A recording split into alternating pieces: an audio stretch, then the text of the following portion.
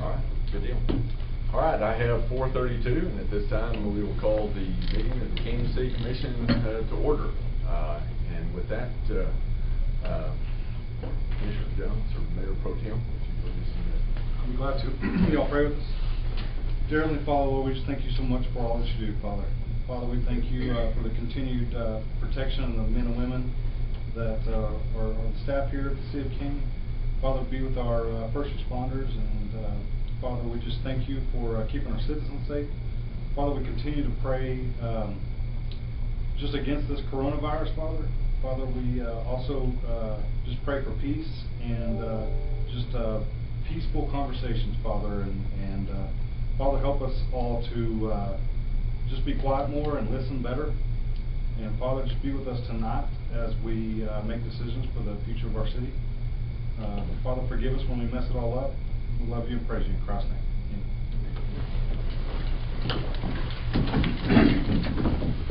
I pledge allegiance to the flag of the United States of America and to the republic for which it stands, one nation under God, indivisible, with liberty and justice for all.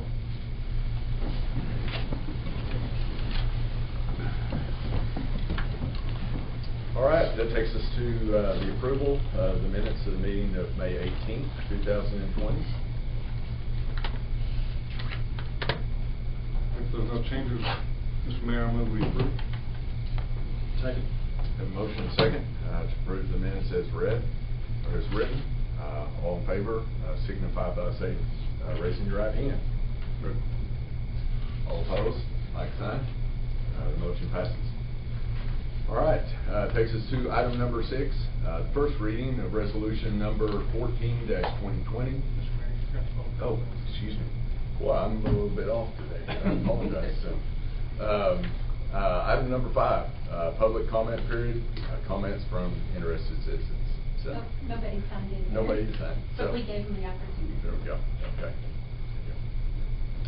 All right, with that takes us to item number 6, first reading of resolution number 14-2020, a resolution of the City Commission of the City of Canyon approving project funding agreement between TANJACO LLC and Canyon Economic Development Corporation relating to the property at 2811 4th Avenue, Canyon, Texas. The funding is based on new business and job creation.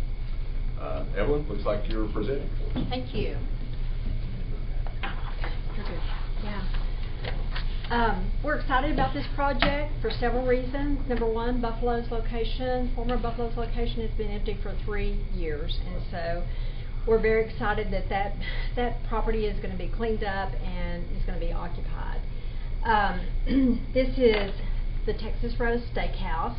Tangico, which is the way I pronounce it, is their corporate name that they are under. They have 2 other locations, one in Pampa and one in Morgan, and very successful. And they are going to come in and they're going to renovate that building. They're going to create 35 to 45 jobs, and they want to be really involved in the Canyon community. So I think that this adds another good mix to our restaurant and our food establishments that are already available, and I think they'll do really well helping that end of town become a little bit more revitalized. So, anyway, and their projected date to start on that property is probably going to be, I would say, about the 3rd, 4th week of June, and then it'll be about 6 weeks, 2 months before they open. I think the hotel is still a go over there too. That is the way I understand. Is it? Yeah. Yes, that's where I understood. So will help. Yes. And then our one business that is going in the new development on the corner of 38th and 4th is still a go. So. Well, any questions on the agreement? Had a chance to visit with that one before.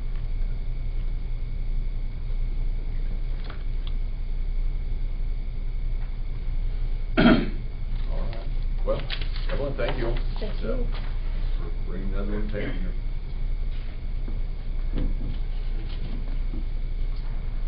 Okay, item number 7 is to consider and take appropriate action on resolution number 16-2020, a resolution of the City Commission of the City of Canyon, Texas, regarding the selection of an engineering firm to provide services associated with the 2020 Main Street Community Development Grant application. John, looks like you're up. I am. Joe came to you all, about 3 or 4 meetings ago, and we started talking about this Main Street grant that we wanted to pursue. At one of your previous meetings, we moved forward with a interlocal agreement with PRPC to manage that grant for us, and work and write that grant for us and get that all going. First step, as we told you during that process, was we had to select an engineer in order to move forward with the project. That's the first thing you do. Once again, in this type of selection, you do not base that on the cost. You don't ask them what the cost of that is. You ask them about their qualifications. They provided that information to us, and we had a group of 4 staff members that reviewed those qualifications and used the provided scoring sheet from the PRPC. And these are the scores. We had 3 submittals. Park Hill Smith & Cooper, Brant Engineering, and Joe Shane Engineering all submitted to us. And then you can see the scoring there that Park Hill Smith & Cooper received the highest number of points, therefore had the highest average score. So they were ranked number 1 in the selection process. Brant Engineering would be ranked second there, and Joe Shane Engineering was ranked 3rd through that scoring process. So based upon this, at this point in time, we would recommend that you adopt Resolution 16-2020. It's a resolution which allows PRPC and the City of Canyon to enter into a contractual agreement for engineering services for the development of the Main Street application program, and to negotiate for future projects engineering should the city be awarded the grant. So if you go ahead and approve this at this point in time, and then we earn the grant, we receive the grant, and we would move forward with them once again into the construction phase, and this would allow us to go ahead and negotiate with them for that work. The first contract will simply be for planning, cost estimations, and the amount of work that they have to do that goes into the grant itself. Mr. Mayor, I'd like to comment on 16-2020. I think the vote on 16-2020 is premature at this time, because although the applicants have been ranked in order of preference based on the selection criteria and qualification, we've still got to select an engineering firm for the Main Street Downtown Revitalization Project in accordance with the Professional Services Procurement Act, which requires, number 1, you've got to rank them. Then you begin to negotiate with them for a fair and reasonable price, 1 by 1. Which means, in the order of ranking, it would be Park Hill Smith & Cooper, Brant, and Shane. So, I think the appropriate action at this time would be to authorize staff to enter into negotiations for fair and reasonable compensation with the firms selected in the order of ranking. And at that time, John can come back and say, we've concluded an agreement for fair and reasonable compensation with one of these firms. Professional Services Procurement Act actually requires that until you do reach an agreement for fair and reasonable compensation, that you will not award a contract. So for that reason, I think the vote on 16-2020 is premature, because that process has not been concluded at this point. The selection has been made, the order has been established, but the selection has to be. I had a chance to visit with John right before the meeting and kind of found out what the status was as far as the negotiation with those folks. So I think the next step is to negotiate a deal with Park Hill, Brant, or Shane, depending on, if you can't conclude an agreement with the first one, you formally terminate negotiations, you go to the second one, and continue that process until you get an agreement. So what you're saying is we go out and approve the ability to negotiate a deal, but that deal has to be approved by us still on the dollars? Well, you got to come back and say, we made a deal with one of these applicants, and here's what the deal is on compensation. they've already been ranked. Been a ranking formula that has been established, and that has been done at this point. But we don't have an agreement for fair and reasonable compensation. Will we see all the compensation for all three firms? Will that come to us particularly? Should, well, not all three necessarily, but the one that's selected, that is recommended, you should see, here's the deal we made with this firm. I don't understand that. So we're already ranking Jack Barfield Smith as number one. Order of preference. So let's say he comes in number two on the contract price. You can't do it that way, Paul. You have to start with number one, negotiate, and if those negotiations fail, then you go to the next one. Correct. What do you mean fail? If we You can't can't make a reach an deal. agreement on cost. In other words, you can't make a deal, you go to the next one. Okay, well, what's the parameters of cost? But what we think's reasonable, Who's we? city staff. Statute says fair and reasonable compensation, so it's gonna be up to city staff, ultimately the city manager, so. Was cost a factor in these scoring? It cannot be. No, you can't use that. It's not a competitive bidding process, and that's the whole purpose behind the statute. So anyway, Do you need any approval today then to negotiate I'd like to authorize with this staff to firm? go ahead and approve the order of ranking and authorize staff to go ahead and proceed with negotiations would be appropriate. But one consequence of violating the Professional Services Procurement Act, if you do stumble across that, is voidness of the agreement. We don't want to get into that, so. Because, I'm acceptable to that Yeah. condition. right. Yeah. So, I mean, the next step is for city staff to negotiate an agreement. Contract. Right. And then they'll come back to commission, I presume, probably on the 15th. It's typically the way these things go is they put the amount in with the grant. They help whoever we get through all that. And so a lot of what happens in the grant application development goes into what they say is a fee a lot of times. So it's not as cut and dry as Chuck has illustrated. But that's what happens with these, because they're not charging costs to help us do it. They only are getting costs if the grant is approved. So, if we get the grant, great. Then we move forward, and we've already got all this done. So. But negotiations you'll Yeah, come up with what we pay them if we get the grant. We have not even reached out to negotiate with them at all. John, do you know if whether or not the engineering firm was local was a factor in the scoring? No, it's not. It's not. There's four, I think, no, it's 4-3. It's 60, 25, and 15. We had three categories that we were asked to grade them on. You're just grading them on their performance or their capabilities? Their capabilities, past performance, capabilities, and the ability of the firm. It's provided by PRPC. That's part of the, just like the resolution was provided by PRPC, the scoring system was provided by PRPC. Do we know where Park Hill's from? They have an office in Rome. Yeah. They have an office in Rome and Lubbock. They are the firm that took over Bill McMurray's practice. Oh, okay. Back in the 90s.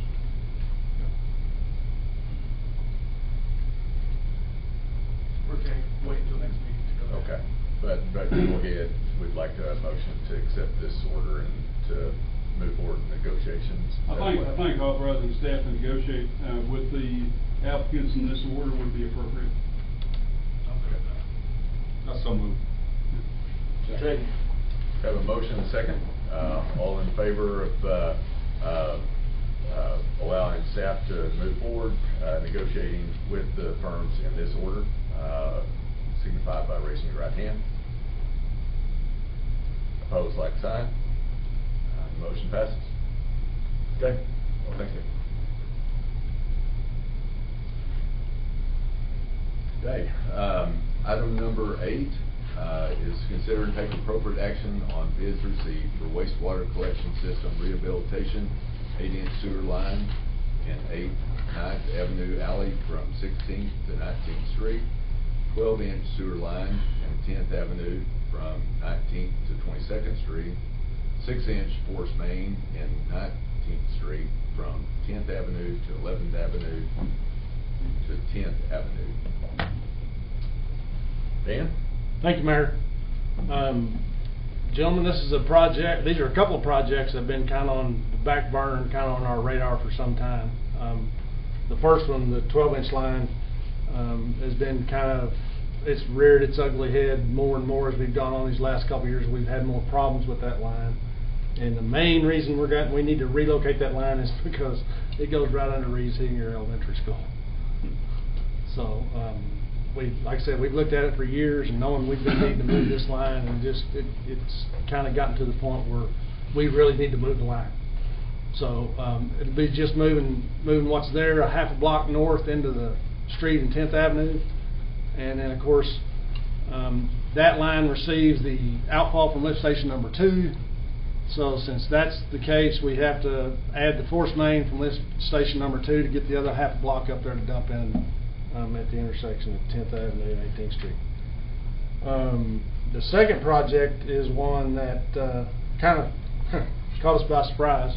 In our guys' normal travels and doing their maintenance and things, they identified 3 blocks of old concrete sewer line. And when they got in there to try to work on it, do some, I think they had a stop on it actually, and they got in there and tried to rod the line. They wound up putting a camera in there and found out that the top half of the pipe was completely gone.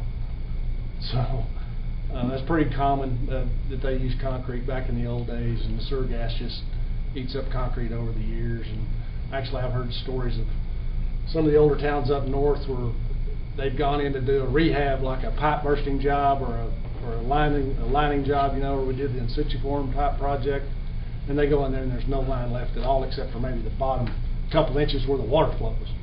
So they did use concrete pipe back in the day, and hopefully this is the only 3 blocks that we've found so far, and we need to replace it. The bids were taken a couple weeks ago, and I've tabulated them there on page 2 of my memo to Joe. You can kind of see how everything shook out, and I also included the engineer's estimate. So we would recommend that we accept the low bid of Emerald Utility Contractors of $426,100. Be happy to answer any questions you might have. We've used them quite a bit in the past, haven't we? AUC's done a lot of work for us over the years. They're kind of our go-to contractor. Actually, I was pleased to see them get the job.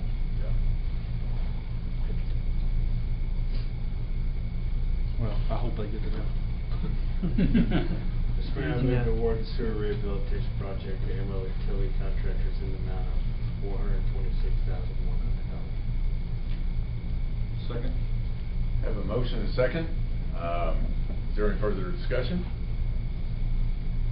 All in favor of awarding the bid to Amarillo Utility Contractors for $426,100 signify by raising your right hand. Opposed, like sign. The motion passes. Thank you. Thank you. Ian, let me make sure. So you said this might be all the concrete pipe we have then, or? Those are the only 3 blocks we've identified so far. Now, I'm not saying that's going to be the very end of it, because it's just, you know, over time you just don't have, the guys that I have on staff now just don't have the time to know every piece of every line in town. So as we get across town, having stops, having maintenance problems, that kind of things, we discover things like this. So, I mean, but it shouldn't be too prevalent. We hope not. Okay. All right. Thank you.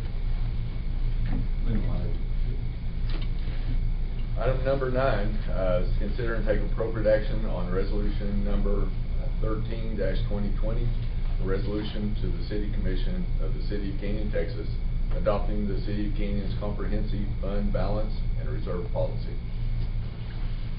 Joe? Thank you, Mr. Mayor. We had a work session last go around on this topic. After some recommendations from the body, staff has tweaked all those aspects of the policy, specifically the last page in there about fund balance. Bringing it to a 25% minimum fund balance in general fund with a maximum of 35%, and then a 15% minimum in utility fund with a maximum of 25%. We've also kept the debt service fund at 50%. Obviously, those are restricted dollars. We cannot move those dollars out of that fund anyways, which would bring our target right now to an actual of around $4.2 million. So we are going to do 25% in general fund, we'll do 15% in utility fund, and then we'll have $317,149 right now actually in debt service fund, which is $4.2 million, around $4.2 million. So we have that right now already in place, which leaves us a net of about $1.755 million for putting towards general and utility fund capital projects.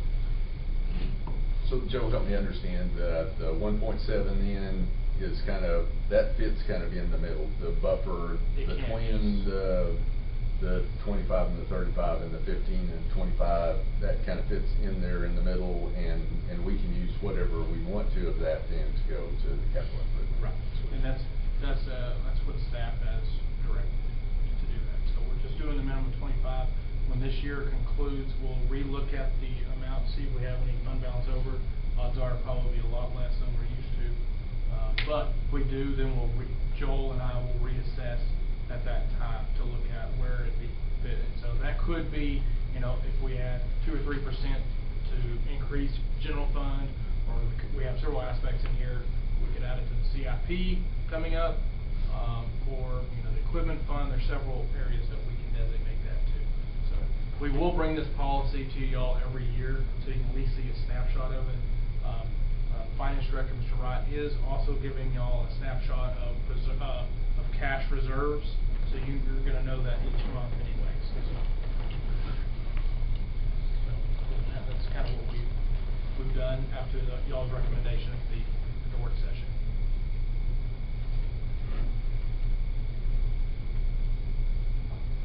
All right. Questions in regard to that? I do think this will hopefully help our bond rating, step forward. So good long-term fiscal planning. I know Joel and I and staff are excited to have some of this structure and all that. So. Mr. Mayor, I move we approve the adoption of resolution number 13, 2020. I'll second. Have a motion and a second to approve resolution number 13-2020. Any further discussion? All in favor of the motion signify by raising your right hand. Opposed, like sign. The motion passes.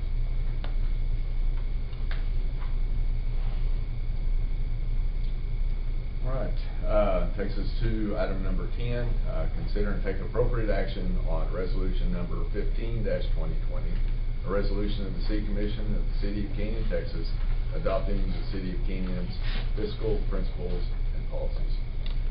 Joe? Thank you, Mr. Mayor. One thing, when Mr. Wright came on and getting into discussions with him, we wanted to have a good foundation for our fiscal policies in terms of accounting, budget, purchasing, some internal controls, and we view this as kind of the cloud over all of our policies, and so this should be our footprint on what and how we handle these different avenues. There's a lot of there's accounting, budgeting, purchasing. There's a lot of mixed into this overall policy. However, we view it as this policy will help guide us to subsequent policies and areas that need a little more fine-tuning.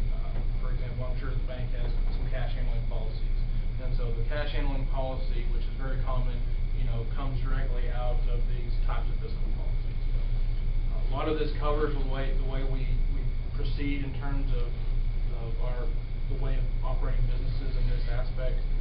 I will highlight that we do have audit due in 6 months after the close of the fiscal year. That is our goal right now, which is pretty obtainable that Joel and I feel, talking to Dr. Pickens.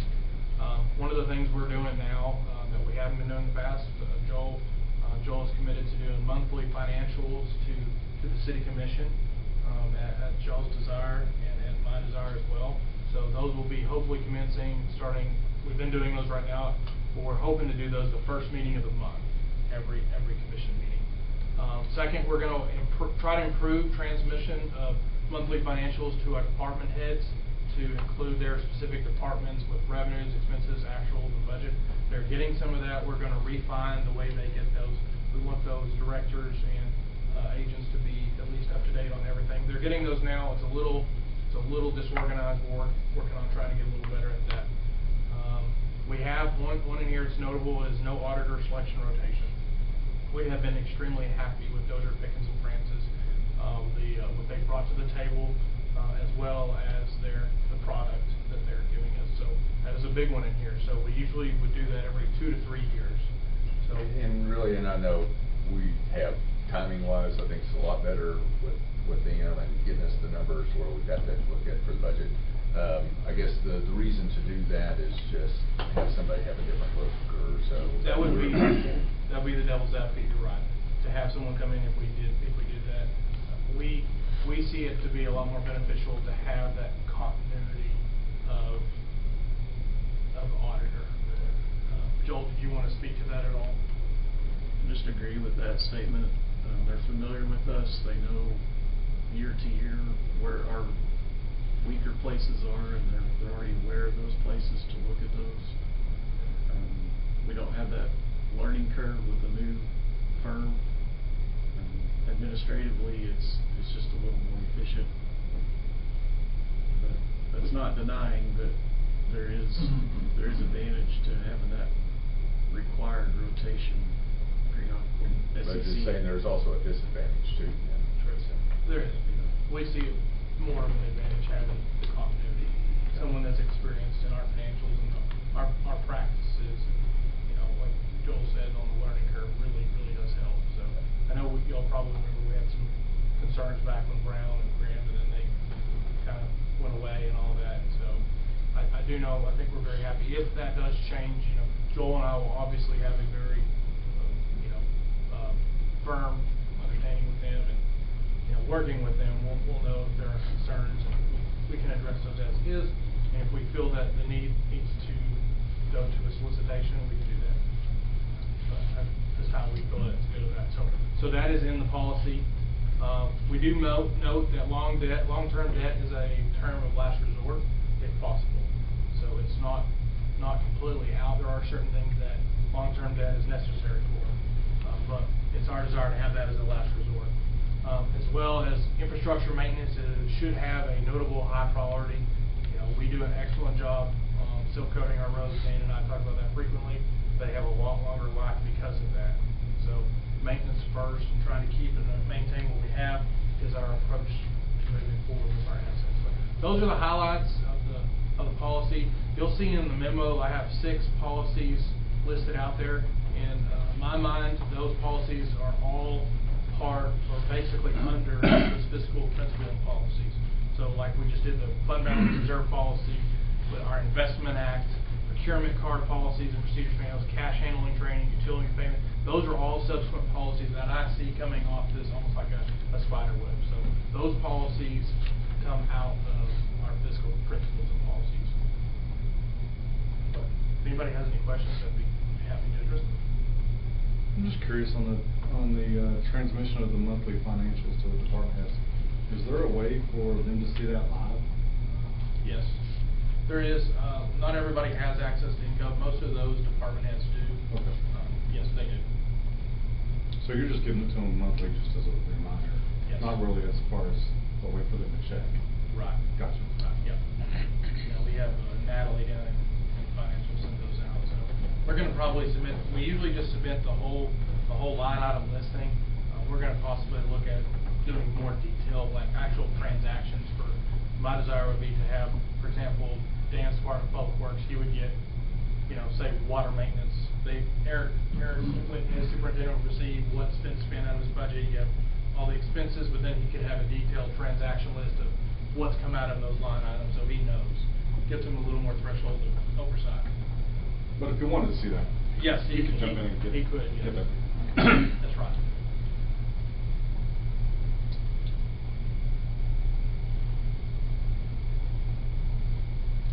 And this will be the same as the fund balance and reserve policy will be reviewed every year? Yes, this one, the fund balance policy, and the investment act policy, those three will be reviewed every year. And so, you know, if we came back and the next commission wanted to change that auditor selection rotation, you know, it's just a matter of doing it this time of the year. Right, right. I'm gonna, next year, we'll try to have all three together in one resolution. And, you know, typically the investment act, it won't, more likely won't change, but I'll bring those back. I usually do them in conjunction with the designated signatories on our bank account.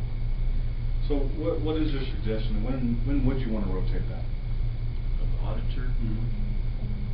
If they started postponing us or getting the process done quickly, we're having trouble scheduling them.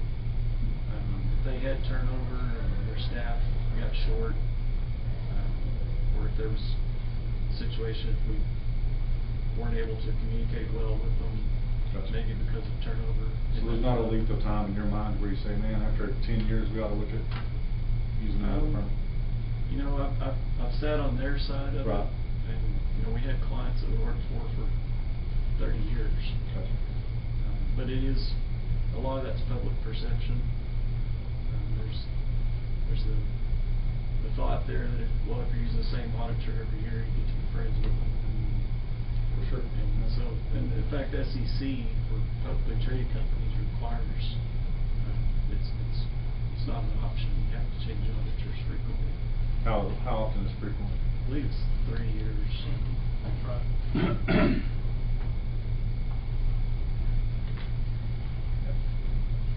Any other thoughts on the policy? We just feel this is a very good fiscal foundation for the city to move forward and, you know, going hand in hand with our planning efforts for capital improvements and, you know, just good financial planning. Do you know when the last time this was changed? This is a new document. So, never?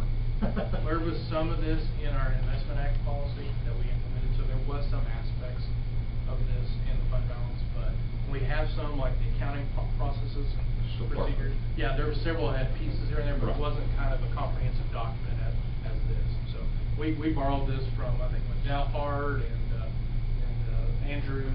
Joel and I looked at several other cities and liked some of their products. So we didn't reinvent the wheel.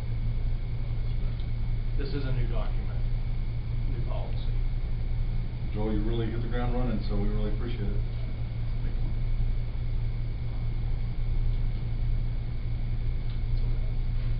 All right, well, any other questions? I move we approve Resolution 15-2020 for the adoption of the City of Kingman fiscal principles and policies. Second. Have a motion and second to adopt resolution number 15-2020. Any further discussion? All in favor signify by raising your right hand.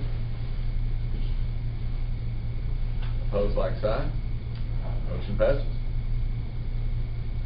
Okay, that takes us to discussion on City of Kingman's initial capital improvement program. Joe? Thank you, Mr. Mayor. Was hoping this would be a nice, good discussion item. I just wanted to outline what city staff's research has been thinking on this. And so it was a pretty detailed memo to each of you, so I hope you'll have some time to look it over. The two plans that really stuck out from us looking at other cities was Leander and San Marcos. And so we kind of like a little bit here and a little bit there, so we would like to kind of hybrid this plan together. And I've inserted that, and I've included those two plans for y'all to finally get to lay your eyes on those plans to take a look at them. We really like this massive spreadsheet from San Marcos, and then on the down to the nitty gritty, the actual project pages, we liked Leander a little more. So, but I literally went through with staff and nitpicked what I liked here, liked there, didn't like here, didn't like there. So that's kind of in that proposed outline of the plan. But I wanted to go over this and let y'all look at it, you know, and any discussion that y'all might have. Obviously, this will take some time.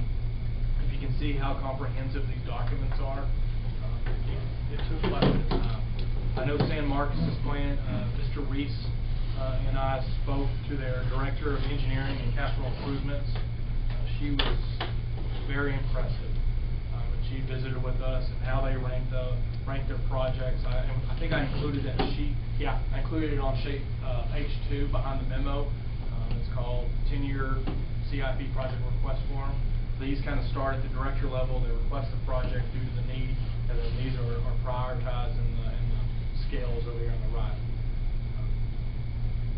I also submitted before that sheet San Marcos's timeline of how they do it all, because I know y'all were asking about some of the process. This is kind of how they did theirs.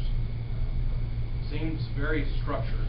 Looking to the future. You know, all these costs. No, I do not. I am asking the engineer. I've asked him to look at that, and he's starting to look at that right now. You know, we need to know what it costs before we decide to do this. Second thing is, I'm not sure the city engineer needs to be doing things. Mr. Lyons, what suggestions would you have on that? Well, I think we got input, I think, I don't know if he should be the one preparing our CIP. Staff will do some of the work with him, but in terms of the engineering aspects of how much, you know, for example, we're looking at Fifth Avenue right now. He's going to be the best expert on that and knowing our system. We thought it would be more cost effective that way, utilizing him because he knows our system so well. As of cost, I do not know. He has been tasked to give me that number. I was curious about that too, to be real honest with you, was, like, did they give you, or did y'all get a clear understanding, Dan and Joe, of who is the driving force, like who prioritized those? Was that like commission, was that staff, or was that engineer? It looked like it was staff, to the most part. So like if the police chief submitted, hey, I need a new building or something, he would submit that. It would prioritize ranking, and so those went into the plan. That's what it looked like, and they did it through this process. But obviously, in the San Marcos aspect, they had some council strategic plan aspects tied into it.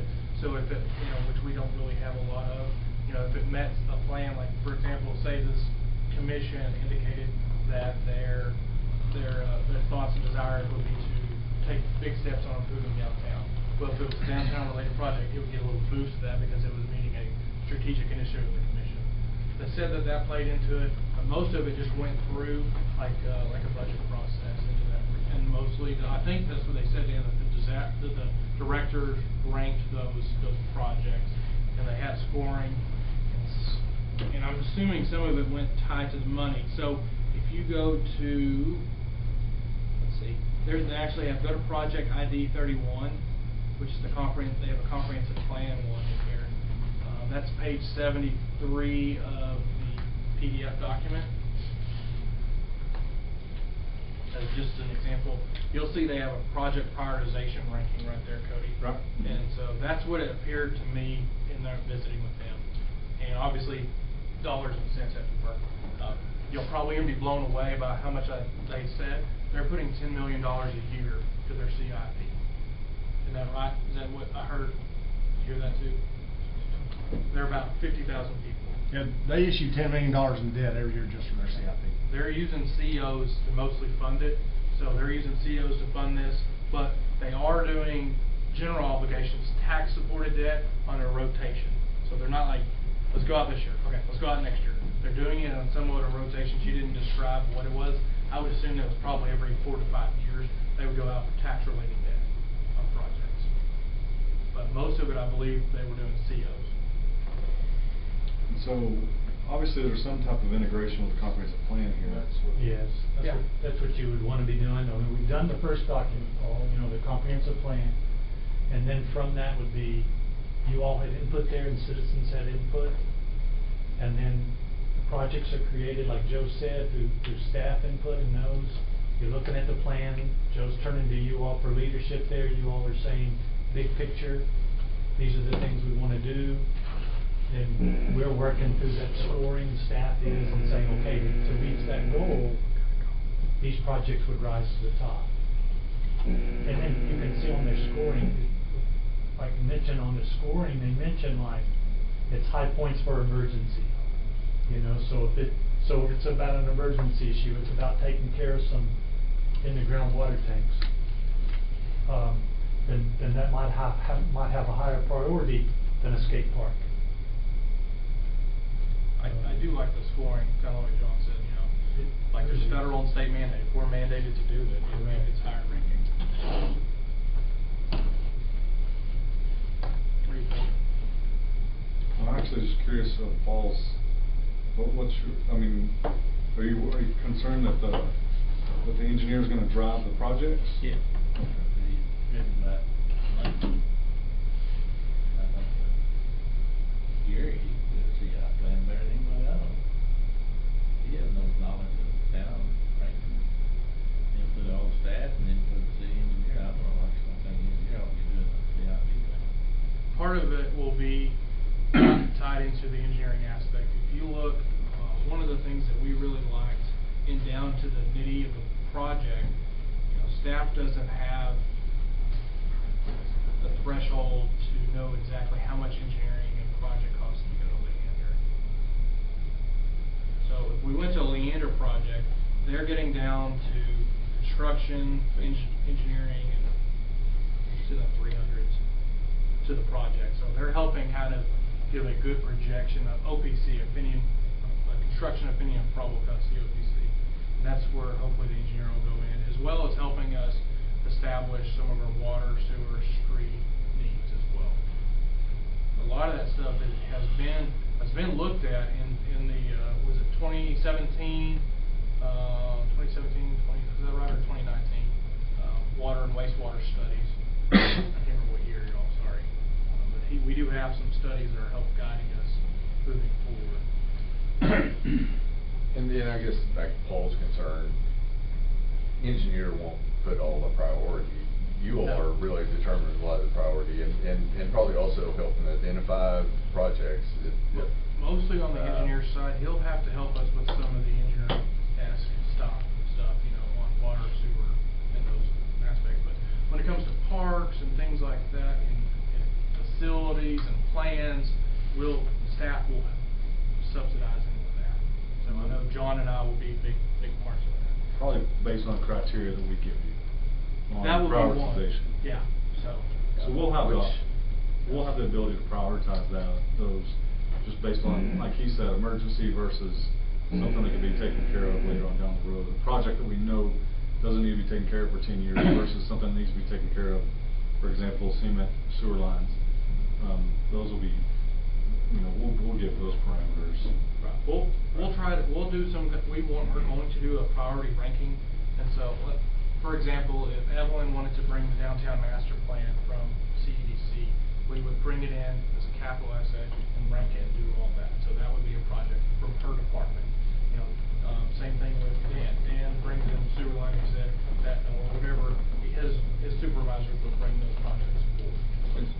It's putting the comprehensive plan in action. Yes. Essentially. Good. I mean, we would hope that you all would be turning to that as we have those discussions to make those decisions. We certainly will. And you'll be getting an update from us soon, within the next month or two, as far as what we've done for the comprehensive plan. So it'll be looking at that plan, saying, okay, and that plan doesn't tell you exactly how to do it. It tells you what direction you need to be going. We'll look for a little bit more direction for you all, and then we look for the specific thing to do as you continue to point us in those directions. So staff will go through, we'll do the preliminary prioritization and all that, you know, as we get to that. But we need a starting point on that, and it always takes a lot longer to get started. And I guess part of what you've got to have the engineer to do is put together projected costs. That's all right. I guess they have to do. That's where a lot of that. So, and one of the things, like I've mentioned to many of you on occasion, is, you know, one of the things we've got going on is replacement in town of already existing, and then development. We're doing a lot of construction with new development. Where does that come into play? So if anybody has any insight on what their thoughts are as a direction, that would be helpful. We, as staff, feels there's a give and take there. You know, we do need to do do some in town and in our existing structure, and then, you know, how much do we do with expanding our city limits? And I think this is what you're saying, Joe, but really at the end of the day too, and Cody, then you bring it back, really kind of what you all are seeing as priorities, but bring it back to commission, and then, yeah, if there's something like a downtown project, or I guess brick streets, or something that the commission says, you know, really believe this needs priority, then that's part of the commission's piece and all too. Yeah, we will discuss that, that's the plan that y'all, before it's adopted. We anticipate it would be a part of the adoption process, because, I mean, y'all are gonna have to go out for debt, y'all need to know what projects you're going out for. What's your timeline? I would say at minimum 6 months, if not longer. Do you feel like you're gonna be adding work or better organizing the work of the city engineer? I think we're gonna be prioritizing in a more proactive manner. There'll always be emergencies that come up, you know, but I think we're gonna be a lot more further along. Dan, did you wanna speak on, I know you and I have done a lot on this, do you wanna say anything on the CIP stuff? Just a couple of things. I've been sitting here since Commissioner Lyons spoke about the engineers doing the plans. I can't think of a city that their engineering department or engineering staff does not do and generate the CIPs, just due to the fact that there is engineering work involved, there is cost estimates involved, all the things that the engineering departments normally do. As far as the San Marcos plan, I really like the idea that they had a lot of input from their city council as to some of the goals and objectives of the council and how they wanted to aim staff to go and look at the plan. I think that's crucial. I think Joe would agree that, and John too, that we'd really like some direction on, you know, what kind of priorities you do have. What are your visions? What are your goals? That would help us immensely. And lastly, I thought it was really kind of funny and different in that San Marcos, their plan's adopted by their Planning and Zoning Commission. Yep. And then it goes on to their city council for final adoption. But I thought it was really interesting that the Planning and Zoning Commission actually drives with the plan, with the nuts and bolts of the plan. I thought that was very interesting. My instinct on that, I wish I would have asked her that question, Dan, is that they tie that probably to the comprehensive plan. And that's the planning aspect in the planning and zoning. Yeah, and if you have so much involvement in the comprehensive plan anyway, I don't know that that would be a negative thing. And I mean, the more eyes on it, I would think the better. It's just different for us. We hadn't thought about that. Yeah. And if you'll remember, there's an actual itemized project list as part of the comprehensive plan. There's probably 15 or 20 projects in there. And that will be our starting point with y'all's direction as to how to move forward with that. Yeah, I think a lot of that front end work's already been done. You just need it finalized from us, just as goals and direction. Yeah, the mayor and I have talked just briefly on that topic. I do know that that's on my list, you know, to have that. You know, I've done that in the past with other city councils, and I see a lot of high value of it because, like Dan's comment, it helps guide us in some of the important things that they all want to see. You know? Well, and it was driven straight from the citizens, so I think it's important. Right. I don't know, you know, we hadn't thought about presenting it as the P&Z as a driving force. It's something that San Marcos did. You know, staff doesn't really have an opinion on that. It's a little different from my practice, but we don't have any issues with that. I don't know how equipped that body would be to do that. That body's led with Mr. Cornelius. He does a lot of that. But I just want to get this out here. I want some of y'all's thoughts moving forward because I know this is very important to many of you. It's got the funding source in this spreadsheet. Yep. And I'm looking on page 64. There's one that out in 2020 has a $2 million expenditure. I think it's out there. It's project ID 97. You on page PDF 64? PDF 65, I believe.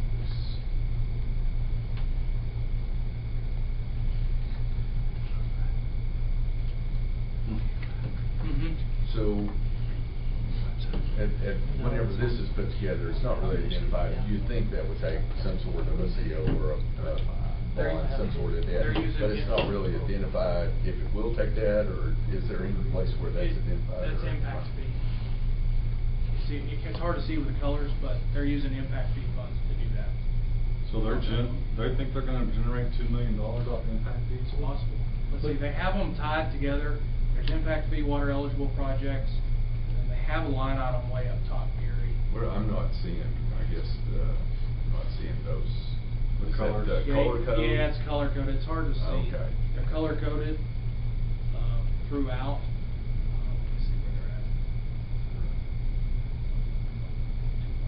And that might be multiple years worth of collection too, Cody, as far as that goes. It wouldn't, that Well, wouldn't. it shows a year for 2020 of 200,000. So the and I believe brown, you're at 2 million. brown has Okay, so potential they're- tiers projects. they're getting it that The way. darker color, I guess that's our purple, is approved bond projects. They've got a lighter blue that's potential 2022 bond projects. And all the grays impact fees. Yes, the impact eligible. And then the rest of it, the white, I would assume just are from their general funding source. So if How you- are their impact fees structured? Did y'all see that? No, we didn't take a look at that. But if you look at the first project on the list here, it's on page 57 PDF, project 52-4, airport taxiway system. You'll see that funding source from general fund and from their stormwater fund. They have a drainage fee, and so they've got some of that in there. So that's general stormwater. If you go down the next one, you've got some out of water, wastewater, and stormwater. The one after that is from the AMI Generation 2. They're on upgrade 2 for their their advanced metering. They're on their second part of that. Some of that's coming out of water and electric. They have electric utility there that they operate in San Marcos. This is kind of how we anticipate identifying where it's coming out of. Obviously, it probably won't be as detailed water and wastewater, and we don't have the next one, so it'll be a little less coming into it. But we felt that y'all would want us to identify where the monies are coming from and such. And, you know, there will be some projects we have to suggest that would be bond related. It's inevitable. There's some costs that it'll take us forever to generate 10, 20 years.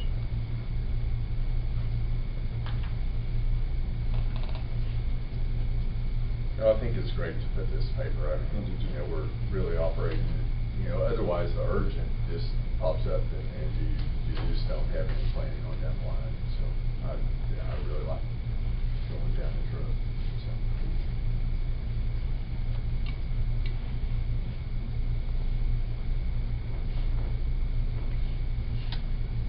We can go ahead and move forward on this. You can see on page 61, you can see a lot of the subtotals, Gary, on page 61 in the PDF. It brings together all the fund subtotals there. You can see where they're coming together. I think, is that brown? A light brown. Green. So Joe, with this, but they are expecting to actually fund all these projects in 3 years. Yes. So is there a list, do we put together a list that this is what we'd like to have in 10 or 15 years? Is there somewhere that we, you know? Staff has recommended doing 5. We've discussed a little bit about either 5 or 10. San Marcos does a 10-year, but they have this is a 3-year project list they have up front. Their 10-year list is in the far back. We're anticipating doing 5, funding as much as we can and trying to predict. So Joel and I will try to see how we can predict the funds and future funds and revenues we're going to get. And then we'll have projects hopefully at the end left over that will be unfunded. There obviously will be a lot of unfunded projects that are priority staff size. Yeah, I think it'd be good to know those too, even if we don't think we've got funds, but what is that? And I think that helps the commission too, to be able to say, well, I think this one needs more priority or so. Sure. So I think Absolutely.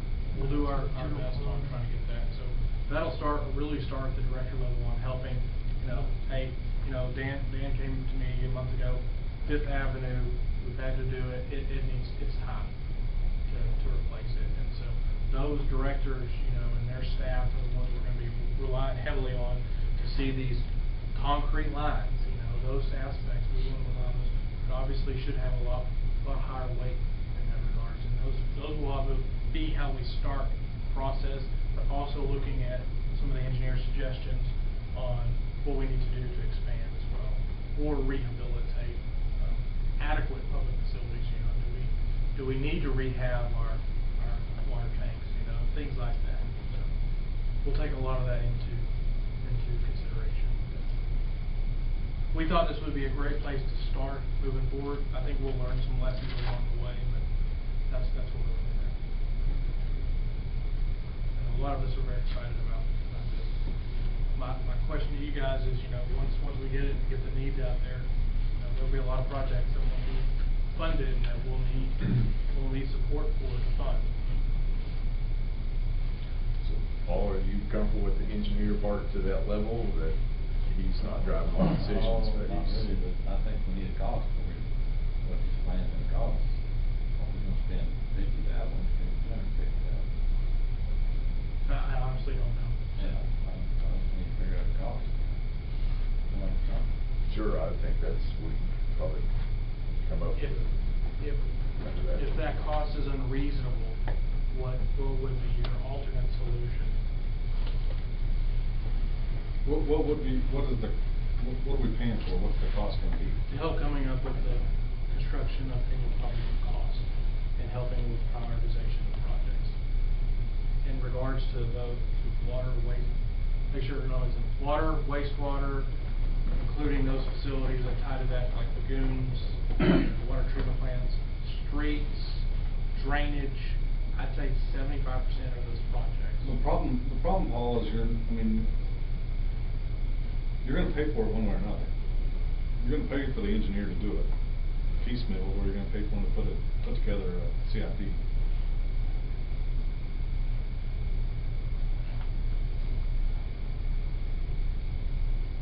Whatever you wanna do, I just don't think he should be one of them. Just one guy. And I'd like to know the cost. I'll be happy to get that. Okay. We can make it an estimate. Right, and I've already visited with Dwight, even today, about that, and he is working on that.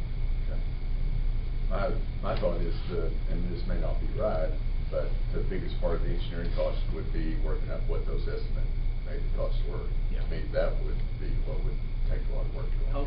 Helping identify those projects, and obviously he will work with Dan and his crew and me extensively on that, and trying to get those, and then working on those estimates. Yes, those would probably be.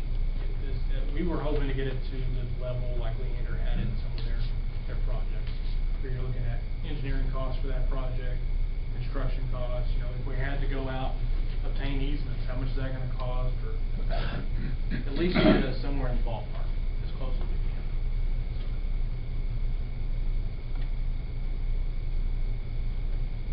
Well, appreciate y'all digging into it. So I think this is, huge for the city and just managing our business. I need some direction from you guys. If y'all do want me to come back and bring you a cost and wait until I got that, is that what I'm hearing? If not, he's working on that. We were hoping to go ahead and move forward, but if y'all want to hear the cost, what's going to be on that, we're more than happy to come back. Well, I think Commissioner Lyons asked the question, so I think he probably needs an answer. What do you mind? Well, I'd like to see cost, but whatever you got on there, you know, we're spending taxpayer money, so it'd be nice to know what we're having. If we were to get that, would that be kind of a ballpark, or it wouldn't be a set bid? Right. All contingent on our contract with Mr. Brand.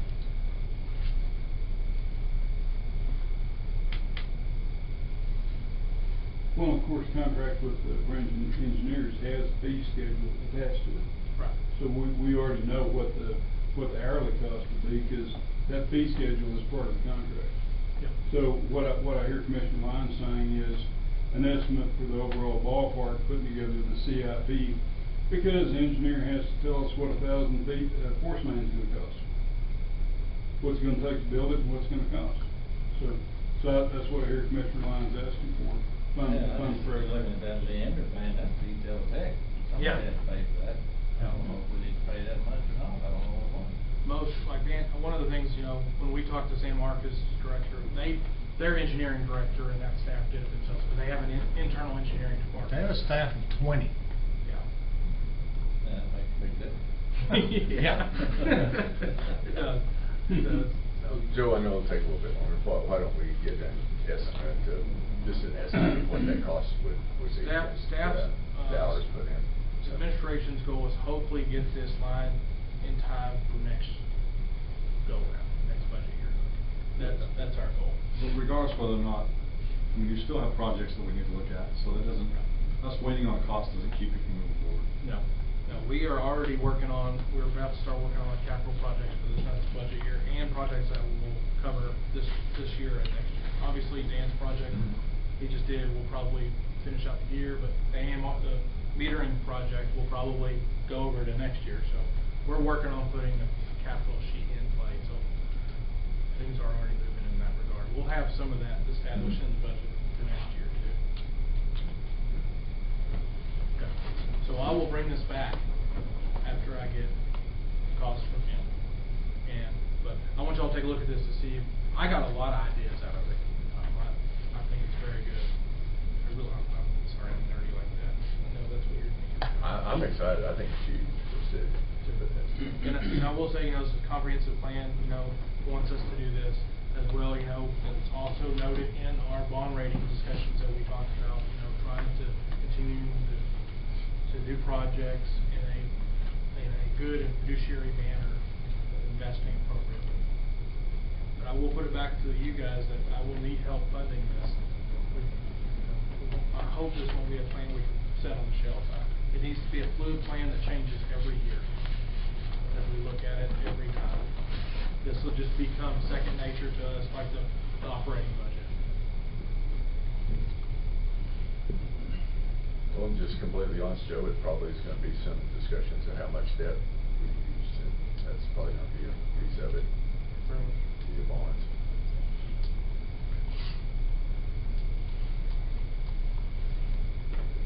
No action so far. Okay, all right. Good deal, thank you. All right, next is item number 12, to conduct a public hearing and consider and take appropriate action on third and final reading of ordinance number 1125, First Amendment to Atmos Energy Franchise Agreement. I'm so excited. We don't have to listen to that recording. We get to hear her say this live. I'm so excited. Please.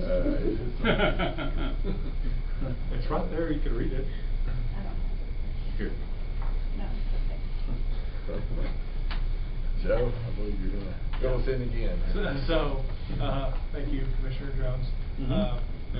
This is our last and final reading, and so we are going to conduct a public hearing on each of the franchise agreements. As we've discussed all along, this has been on the surface for the last 2 or 3 years, and we've been wanting to do it, and we're finally getting through it. So, just to refresh, everything, Atmos will go up from 4 to 5, and Excel will go up to 4.51.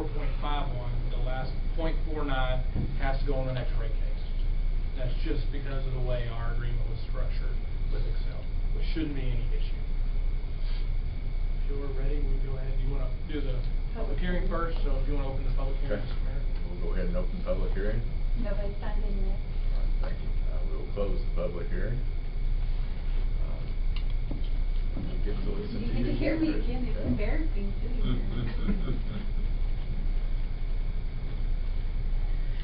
Ordinance number 1125, an ordinance of the City of Canyon, Randall County, Texas, amending the existing gas franchise between the city and Atmos Energy Corporation, a Texas and Virginia corporation with its principal office in the city of Dallas, Dallas County, Texas, to provide for a different consideration, provide for a different expiration date, providing an effective date, providing for acceptance by Atmos Energy Corporation, finding and determining that the meeting at which this ordinance is passed is open to the public as required by law.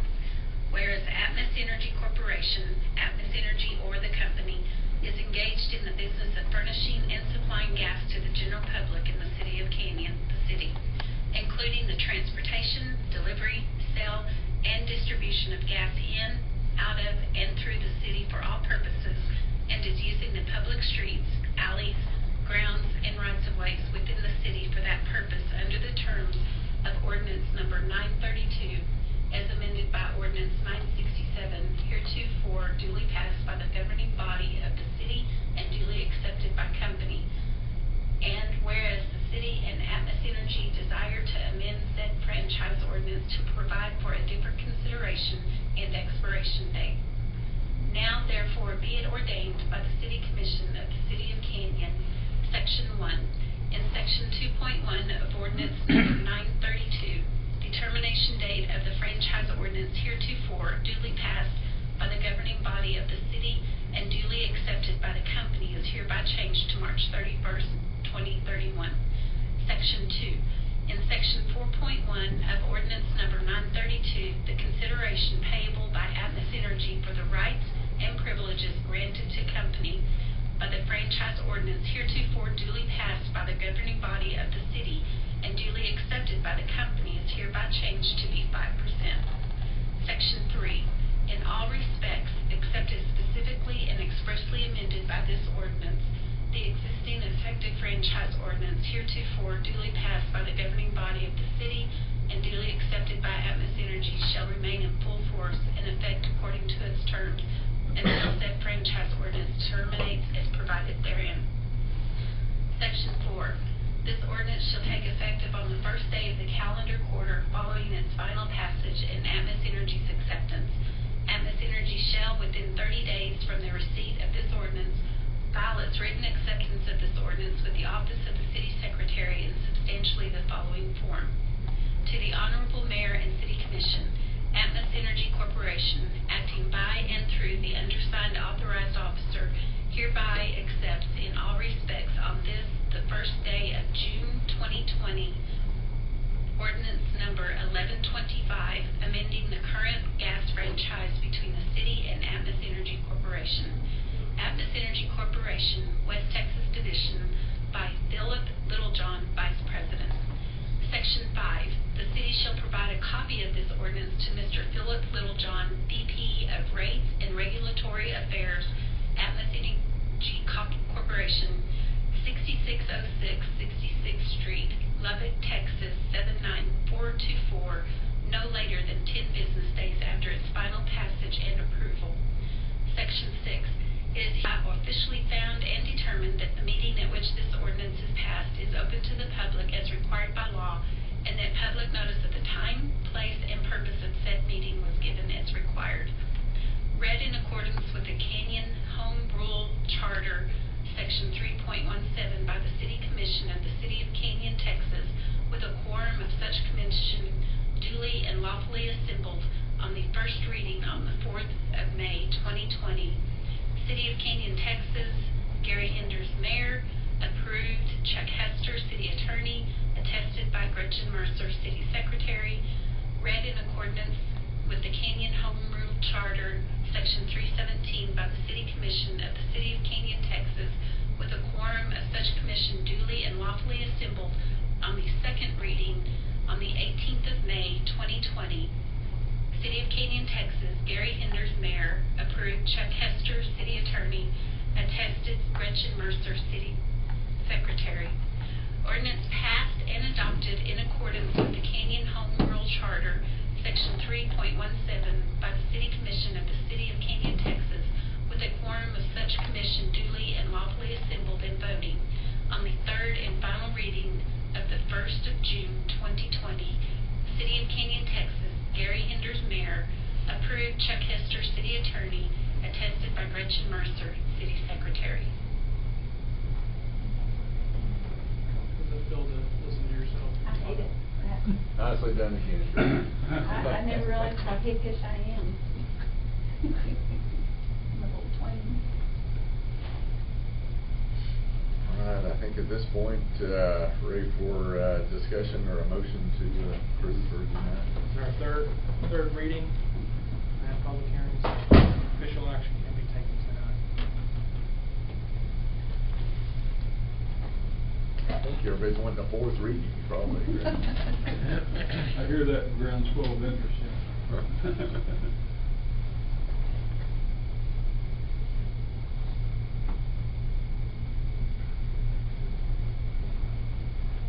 Well, unless there are questions, I would entertain a motion. So, Mayor, I'll make a motion that we approve ordinance number 1126. 1125. Isn't it? Yes, 1125, sorry. Second. have a motion and second to approve ordinance number 1125. Is there any further discussion? All in favor, signify by raising your right hand. Opposed, like sign. Motion passes. All right, item number 13, to conduct a public hearing and consider and take appropriate action on third and final reading of ordinance number 1126, First Amendment to SBS franchise agreement. Joe? Hey, Mr. Mayor, like the last one, this is our third and final reading for Excel.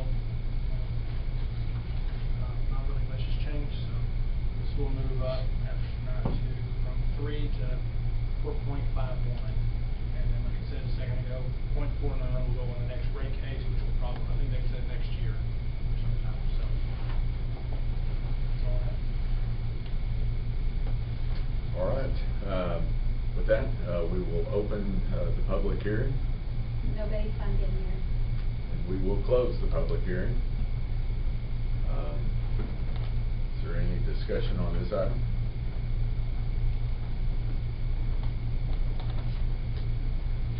Nobody? Most I've ever said in a meeting. Ordinance number 1126, First Amendment to Franchise Agreement. An ordinance amending ordinance number 934, which granted Southwestern Public Service Company, SPS, a franchise within the city of Canyon, Texas City, to conduct an electrical lighting and power business and to have use of the city's public streets, alleys, highways, bridges, and other public grounds to public right-of-way as specified in ordinance number 934, to revise the percentage of gross receipts paid as a franchise fee for the use of city streets, alleys, highways, bridges, and other public grounds, providing for rate recovery of franchise fees, providing for severability, providing for repealer, providing savings clause, and providing for an effective date. Whereas the current franchise agreement between the city of Canyon, Texas, the city, and Southwestern Public Service Company, SPS, is set out in ordinance number 934, which passed on January 31st, 2011.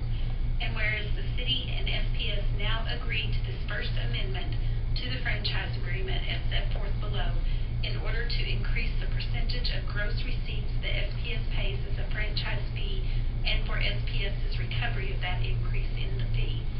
Now therefore be it ordained by the City Commission of the City of Canyon, Section 1, Facts. The facts and matters set forth in the preamble of this ordinance are hereby found to be true and correct.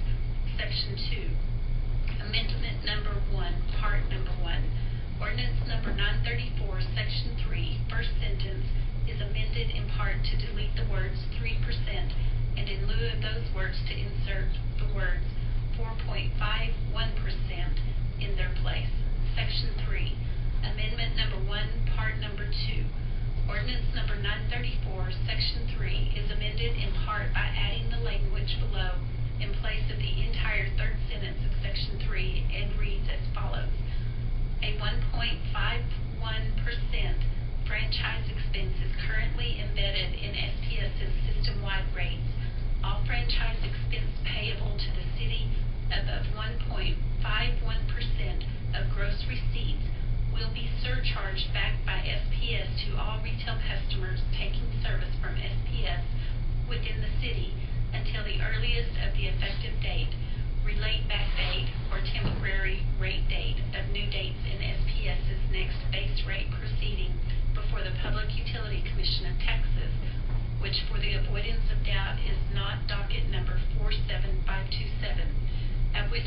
portion of the franchise fee that is subject to surcharge to the retail customers taking service from SPS within the city will be determined, and the percentage that is subject to surcharge will be subject to change from time to time as determined in rate proceedings before the Public Utility Commission of Texas. Section 4, Savings. Except as amended in Sections 2 and 3 of this ordinance, the remainder of the ordinance number 934 shall remain in full force and effect according to its terms until ordinance number 934 terminates as provided therein. Section 5, Acceptance and Effective Date. SPS shall, within 30 days from its receipt of this ordinance, file its written acceptance of this ordinance with the City Secretary of the City of Canyon, Texas, in substantially the following form, and upon the filing of such acceptance, the amendments set out in Sections 2 and 3 of this ordinance shall be incorporated into ordinance number 934 and be effective as the date of filing such acceptance. To the Honorable Mayor and City Commission, Southwestern Public Service Company, acting by and through the undersigned authorized officer, hereby accepts in all respects on this, the first day of June 2020, ordinance number 1126, amending the current electric franchise as established in ordinance number 934 between the City of Canyon, Texas and Southwestern Public Service Company. Section 6, Severability. If any provision, section, subsection, sentence, or clause of this ordinance or of the application of this ordinance to any person or set of circumstances for any reason is held to be unconstitutional, void, or invalid, or for any reasonable reason unenforceable, the validity of the remaining portions of this ordinance or the application of this ordinance shall remain in effect. It being the intent of the City Commission of the City of Canyon, Texas, in adopting this ordinance, that no portion thereof or provision contained herein shall become inoperative or null by any reasons of unconstitutionality of any other portion or provision. Section 7, Repealer. All ordinances, resolutions, and parts of ordinances or resolutions in conflict with this ordinance are hereby repealed to the extent of conflict with this ordinance. Read in accordance with the Canyon Home Rule Charter, Section 3.17 by the City Commission of the City of Canyon, Texas, with a quorum of such commission duly and lawfully assembled on the first reading of May 4th, 2020. City of Canyon, Texas, Gary Henders, Mayor. Approved, Chuck Hester, City Attorney. Attest, Gretchen Mercer, City Secretary. Read in accordance with the Canyon Home Rule Charter, Section 3.17 by the City Commission of the City of Canyon, Texas, with a quorum of such commission duly and lawfully assembled on the second reading on the 18th of May, 2020. City of Canyon, Texas, Gary Henders, Mayor. Approved, Chuck Hester, City Attorney. Attest, Gretchen Mercer, City Secretary. Ordinance passed and adopted in accordance with the Canyon Home Rule Charter, Section 3.17 by the City Commission of the City of Canyon, Texas, with a quorum of such commission duly and lawfully assembled and voting on the third and final reading of 1st of June, 2020. City of Canyon, Texas, Gary Henders, Mayor. Approved, Chuck Hester, City Attorney. Attest, Gretchen Mercer, City Secretary. Thank you, Gretchen. That's awesome. How would I help you? That's funny. Mr. Mayor, staff is no other discussion. We recommend approval. All right. Any further discussion, or would entertain a motion?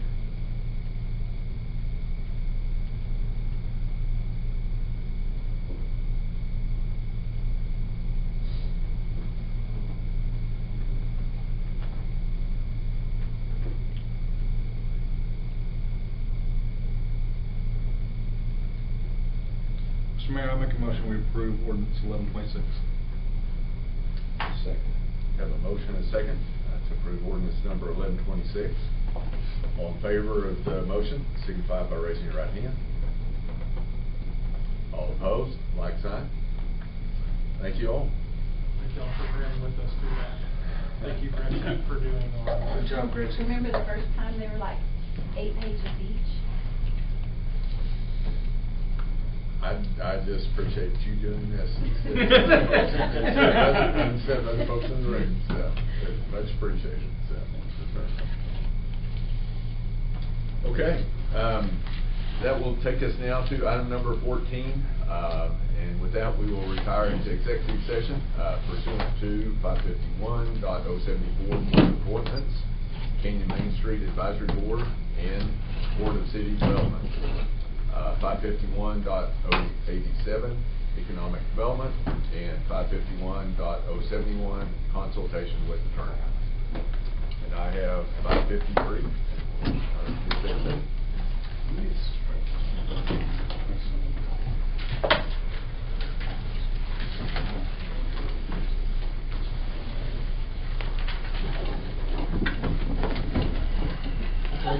See you all next week. Yes, sir. Thanks, guys. If you ask us, we can. Thank you. Thank y'all. Sure. We're doing something, punching each other. Everything good?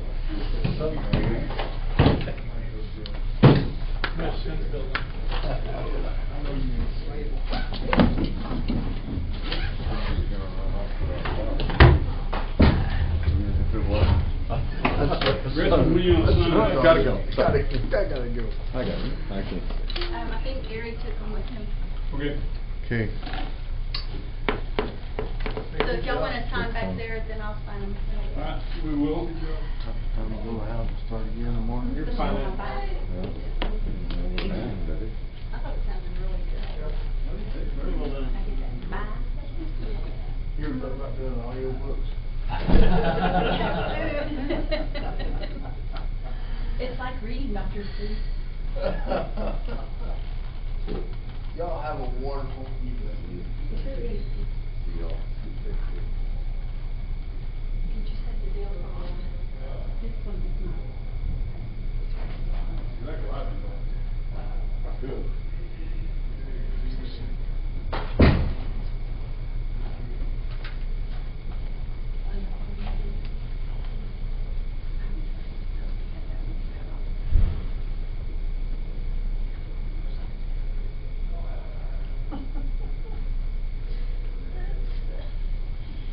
Yeah, we learn from our mistakes.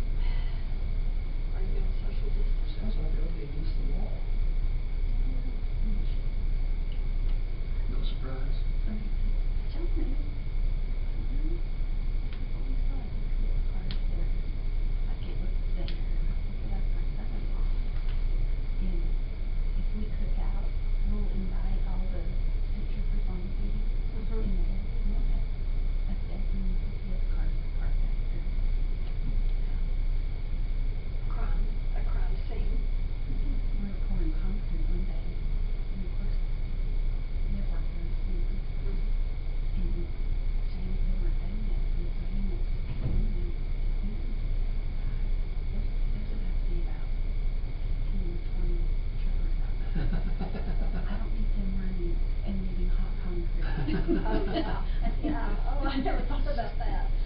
And they head for the hills, don't they? Yeah, boy, they did, they were wise and they died and down, and they left.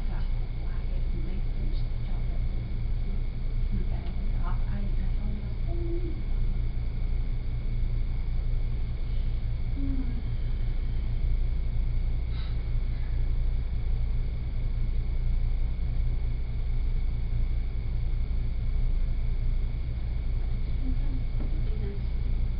You'll enjoy it. We spent a lot of time this weekend out on our dinner up there, we eat out on our porch all the time. Drink coffee and sit read the newspaper. Yeah. So, you know,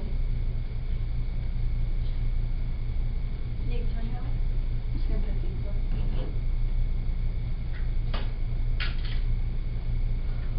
My God. Do I need to talk? Huh? Yeah. Do I need to talk?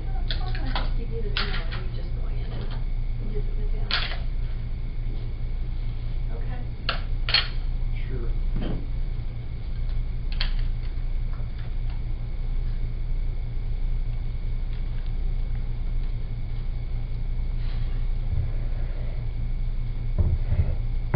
How long do we have to social distance? What? The rest of our lives. Oh, I don't think so. What'd you say? How long do we have to social distance?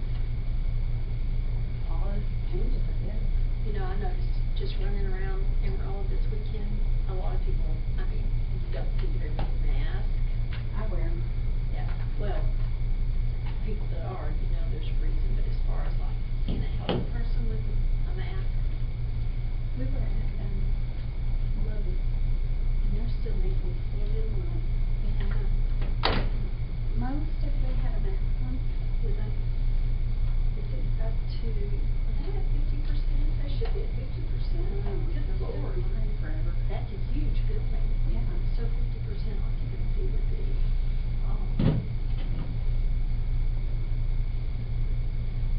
Here's Jane.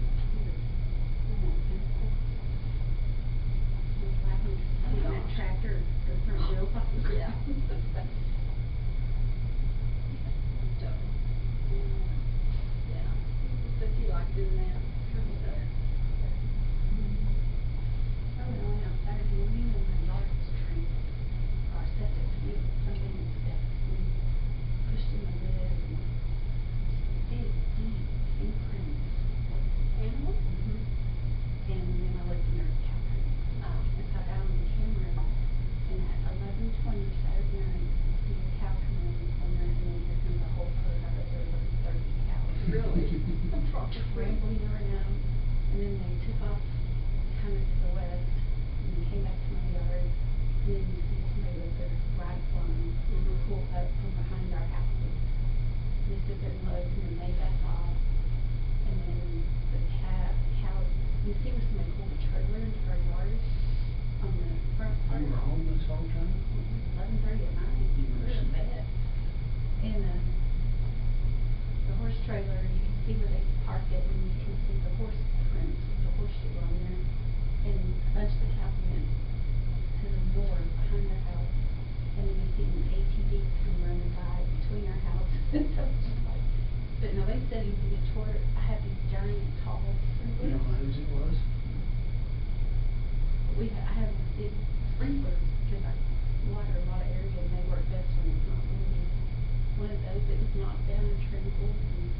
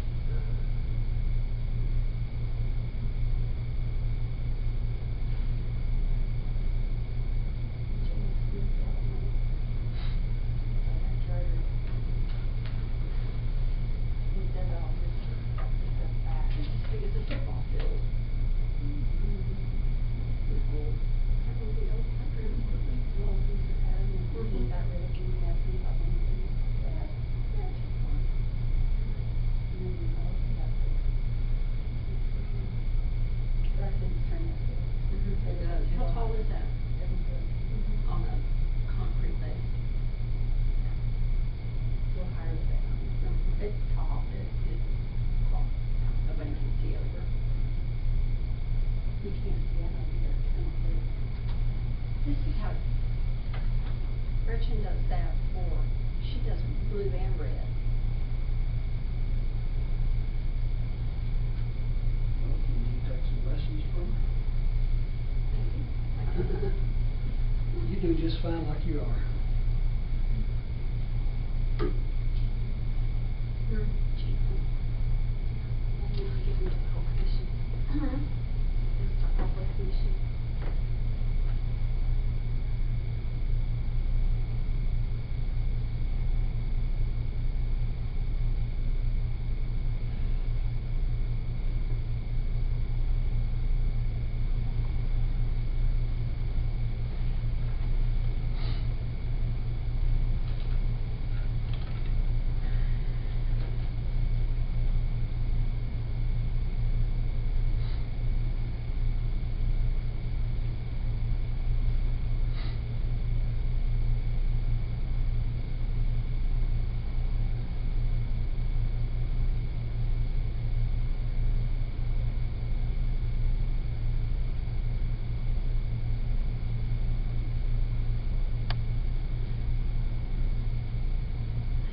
This is the kind of correctness that we're expecting from a legal person. That's on the city code.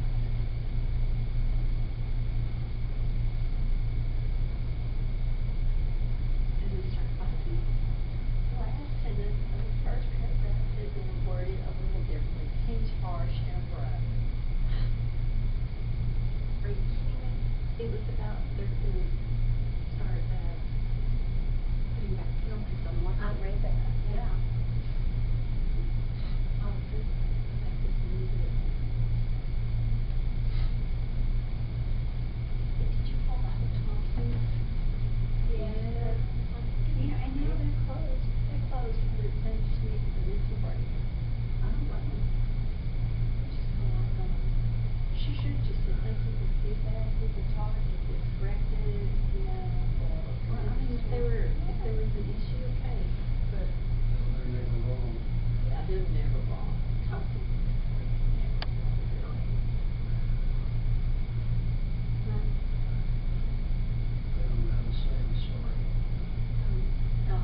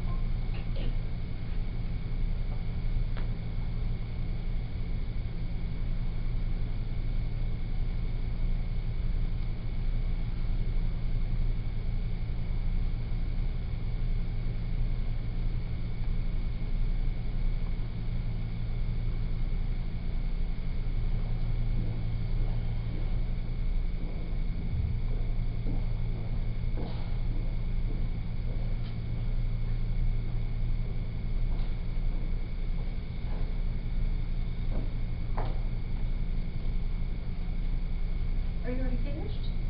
Yeah. All right. They told me to forget it. Bad idea.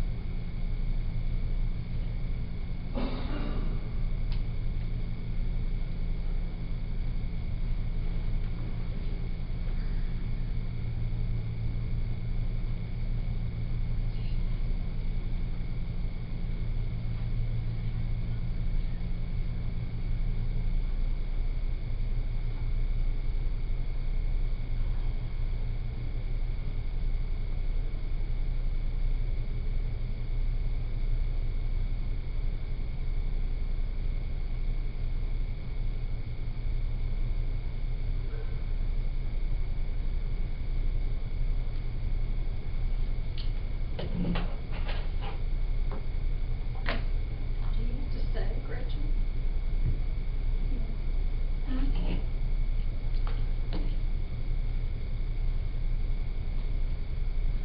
Those cherry ones, 100 cherry ones.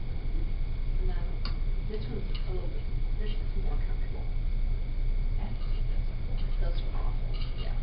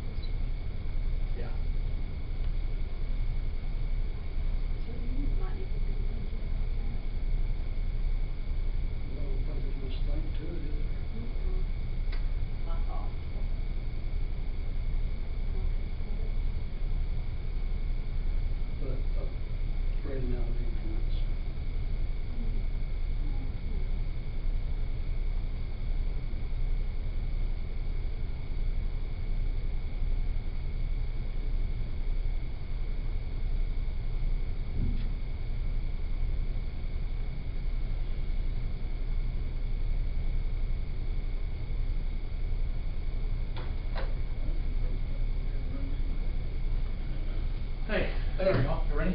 Yeah. You want us to go this way? Is that- No, you can go this way. I don't know if the door's locked or not. Hmm? Yeah, it's still locked. Well, I didn't trip and fall, so. Here, I to a microphone and I just eat. That's like my fear. I just walk up and trip.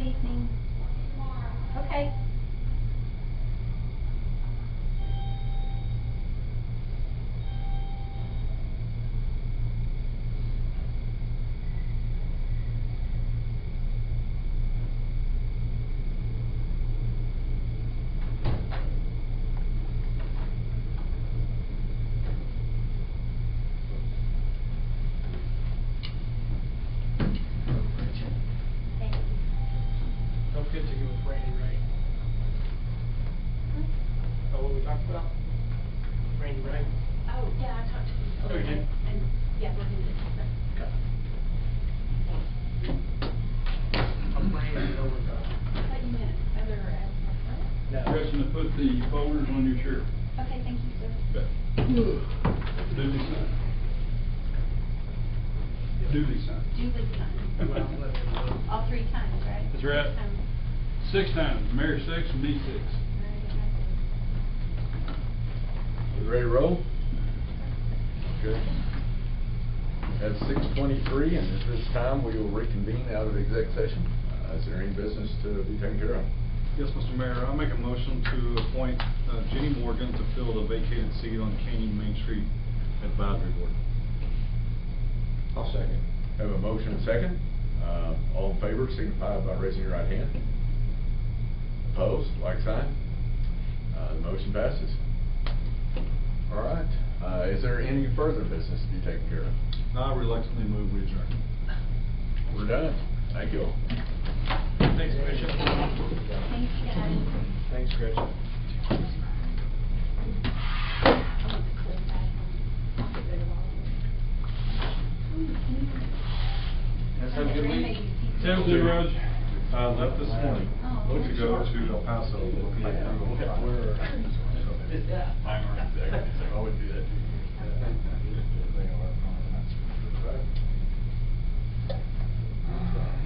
So,